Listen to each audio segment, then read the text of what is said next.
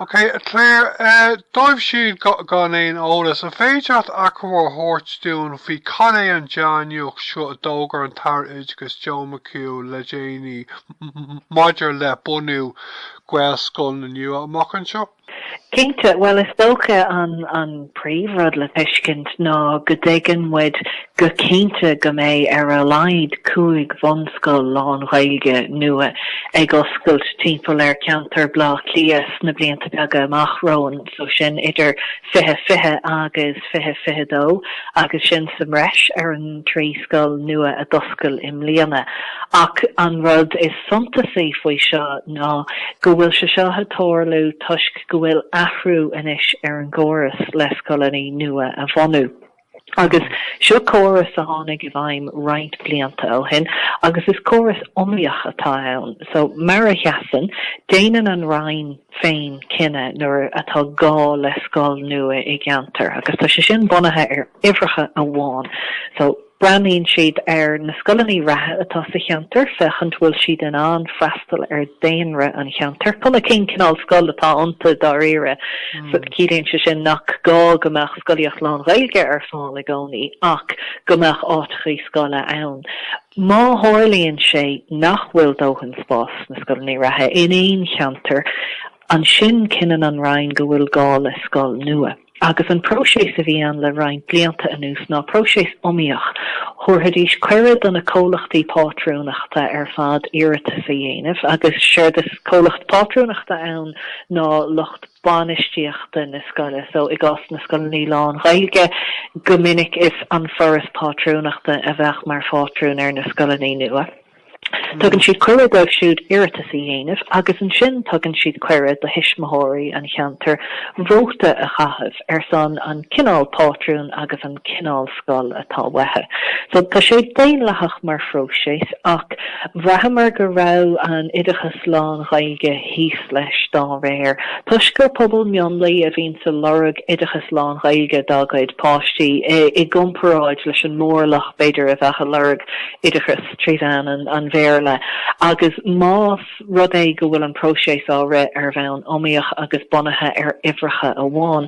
Bhí buí len I gcónaí go gcaithfeach na scoilnaí lán Ghaeilge amach mar chuid den phróséis sin. Agus an mór athrú atá déanta ar an phróséis sin inis ná mar bhfuil scoil lán Ghaeilge hena féin sa cheantar ina bhfuil aon cheandan na scoilnaí nua seo le mbunú.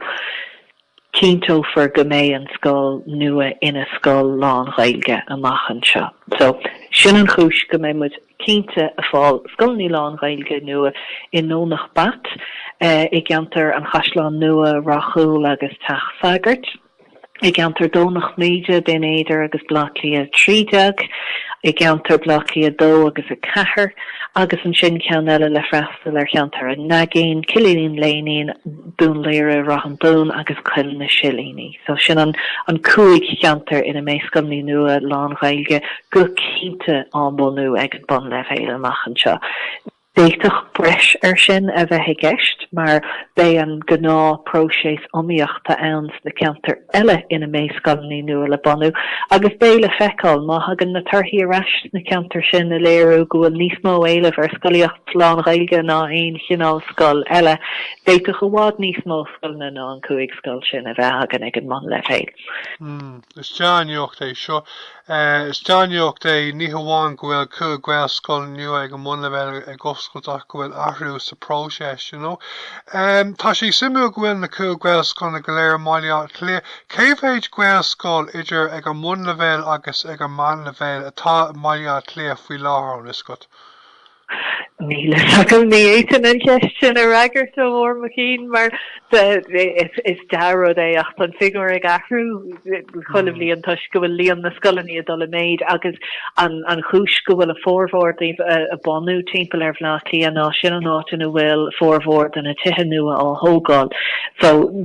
nuair a ásan an daonra bíon ortha an tinfrastruchtúr Oideachas se ás dá réir agus sin fá go bhfuil siad a líosteach ar na ceantar seo is ceantar atá a fás agus a ferbert go tapaí atá ionta ar fad. Tá sé tábhachtach a lua freisin buinean an soláthar nua seo agus an rial nua seo atá mar chud an Foras Pátrúnachta leis na ceantar nach bhfuil aon scoileanna Gaeilge a feimú ionta faoi láthair agus tá sé tábhachtach a rá nach onan scoileanna Gaeilge a bheith i gceantar agus ruchtan a bheith ag an bobal ar an scoil sin i gcónaí mar tuigean muid go bhfuil go náisiúnta aon trían den na scoileanna lán Gaeilge nach bhfuil in an freastal ar an éilehhartha. So Keintse seo chud an bailach I dro a réiteach na faive ó héh an bearne idir soláthar agus éileh ach tá gá le tuile go fóil agus be muidne leanúntar an leis an stocharacht mar an féisetá ag Gaeloideachas mar agriocht ná goach fáil ag gach tiismithór ar scoileanna Gaeilge dágad páistí más sin an míonatá acha dá páistí agus tamad a bhád sin go fóil ach cinnte seo céim dearfach in ró. Bhí sa cáinte duine eile a Oideachas Gaeilge agus cúpla láithín mé riomh was cuihí agus todhchaí go bhfuil dáras a hoc ghaelscoileanna Mheáin Fómhair. Tá trochas a hoc dáibh siúil ag an mbunleibhéal agus tá deithnar ag an mbunleibhéal a darleibhéal.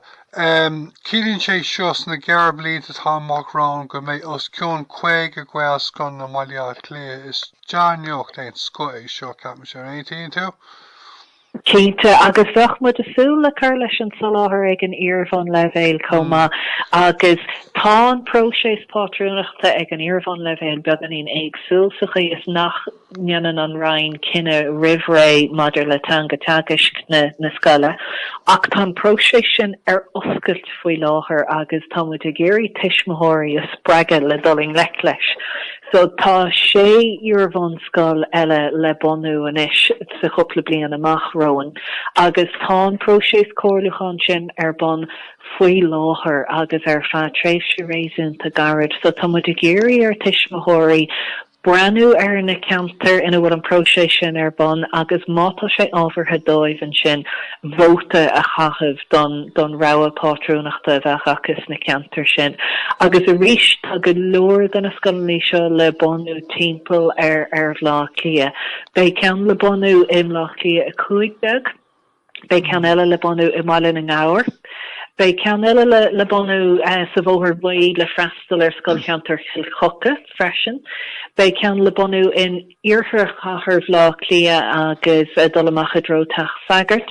Bei ceann eile le bunú a gros airalt in bhlá clia sé agus an sin ceann eile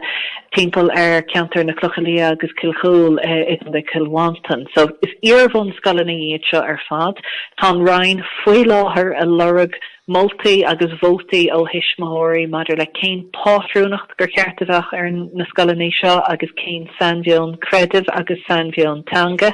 agus tá survey ar líne sin de hisismóirí ar oscailt anis. So is féidir cuardach a dhéanamh ar an focail patronage agus tucaid sibh ar an survey of bhain le sin is patronage.education.gov.ie an seola don siomh sin. Agus a gá le iver PPS agus le aircode chun gur féidir vóta a chahas. Mar se tábhachtach a rá nach féidir ach le tiismithóirí a bhfuil cónaí orthas sa scoilcheantar lena muinean vóta a chahas. Agus gur gádáibh an iver PPS a bheith hacha don fáiste freisin mar níl sé ach oscailte de hisismithóirí le páistí a bhéiteach freastal ar na scoileanna seo amachchan seo. Agus tá muid fósaigh feitheamh ar gcul chun cín ó Joe McHugh an tAire nach bhfuil ó héh bunú ghail choláistí nach bhfuil mar na airthe tháinig teach an se caite is tá sí sin don mbunleibhéal amháin nach bhfuil? Tá siad don mbunleibhéal amháin. Na tá rudí beagán níos casta ag an mbunleibhéal agus seans nach féidir réiteach comhnéite céine chur a bhaim ar an gróséis ag an mbunleibhéal. Tuis go mbíonn scoilcheantracha a bhád níos lethne ag mbun scoileanna. Bíonn daoine a taistil gomininic le freastal van skull agus bín skull cheantartha níos lethna fós ag na hir van skull ní lán Gaeilge tuis go míon daltaí sásta bheithe taistil le taachtar Oideachas lán Gaeilge.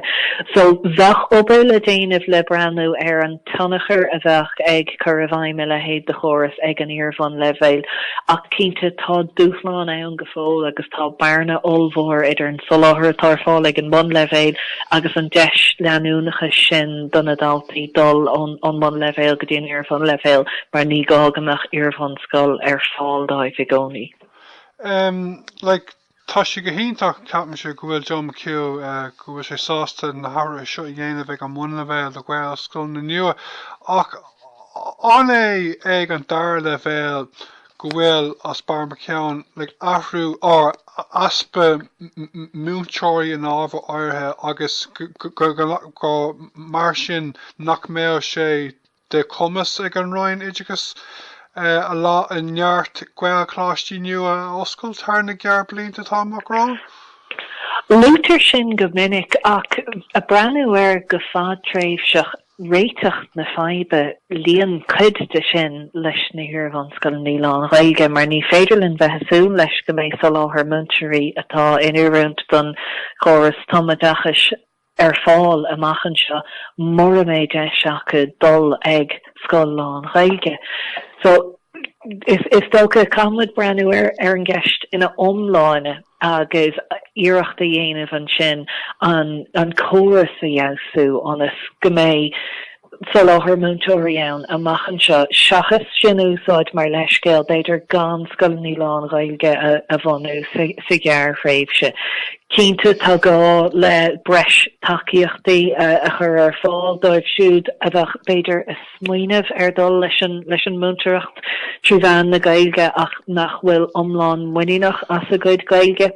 agus gacaíochta a dhéanamh na daine sin a spreige agus tacaíocht chuí a thuirtáibh an sin ó hé forbert garmúil agus achfaní agus chuile rodile agus iad sa choras ach cínta ní héin réiteach ag gan ar van skull ní lán Gaeilge a bhanú ar an gúis sin so bheith mud go fóil a géirí ar an rainn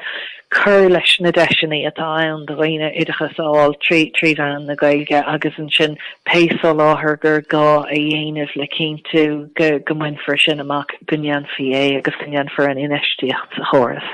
Leis an cinenne déantaigh John McHugh le Janie ag an mbunleibhéal an macardúna bheith dóchas ach go méid níocht feite gin sa gearrtherme ghfuil athrú ó thaobh céico éasca atá sé gaelscoileanna nua a bhanú. Ní dóilm sa ghearr fréimhse tuis go bhfuil an próisis faoi lán heol hena féin don na scoileanna atá le bunú idir 20 agus 22.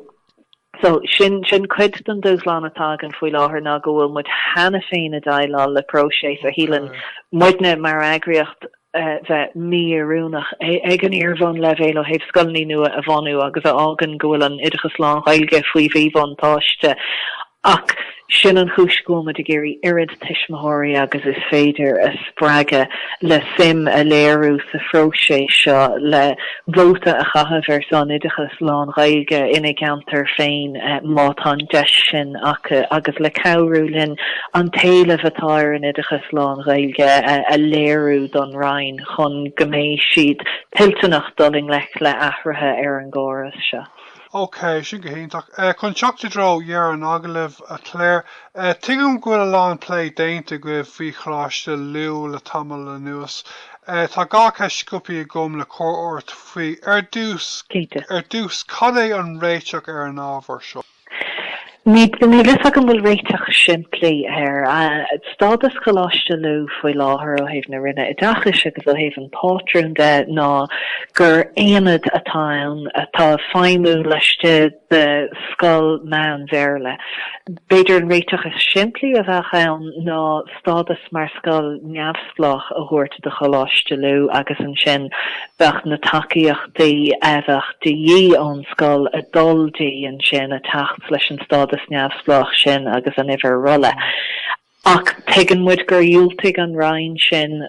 de fátrún na scoile siar I'm sure na cosca sichate agus neadar an féidir ein achor dhéanamh ar an gine sin is dócha mór cheist agus buinn se seo leis an airnála gutine seachas le coláiste lu amháin ná nach bhfuil policy ag an rain maidir le cad is éana dain caitheann gur cheart éana de bhunú agus caitheann gur cheart éana de os ina scoil neamhsplách agus sin an rud gomach mudna a denna stocarach duine le mar buinn se seo leis na héana ar fad atá feimú ní le coláiste lu amháin ach go bhfuil siad san talcha ag an stad géirchéime an sin go bhfuil na daltaí agus a go tuismothirí Harbheith mí hásta leis an aspas ó láthair atá an dóibh trí bhean na Gaeilge faoi láthair agus gur gá tacht ar réiteach lua seachas mé. Tá policy ag an réaltas ó thaobh Ghaeloideachas Gaeltachta agus níos tá policy an ó thaobh bunú gaelscoileanna ag an mbunleibhéal. An sílan tú go dtéigeann an tAire Oideachas Joe McHugh an tábhacht a bhaineann leis an gaelscoileanna agus aonad gaeilge ag an tAire leibhéal agus an gá chun aonad gaeilge ágáil in áit gaelscoileanna neamhspleácha. Sílim go gcuireann an tAire Oideachas ratha an luach ar an gcóras Oideachas lán Gaeilge ach go bhfuil gá agan inis le ceannróidíocht mhaith agus ón rain agus tá gá agan le policy don Oideachas lán Gaeilge trí chéile. Fecinn muid an tanachar dearfach atá ag an policy don Oideachas Gaeltachta ar scoileanna agus ar phobal na Gaeltachtaí agus bheadh sé ítach a chomhain in a bheann don airnáil lasmuid don Gaeltacht agus tá caint ar an trí leibhéal an seo níonraí bonscoileanna agus iarmhanscoileanna gur takeíocht ítach a bheith ann dóibh gur spreige ítach a bheith ann dóibh freisin gomach darbhú cáilíochta i gceist don trí airnáil sin trí chéile agus go bhféadach muid bheith anna ródúil agus an bhuineach as an chóras dámach policy den chinál sin an le taú leis an obair den sco atá arsú le an trí leibhéal hena féin.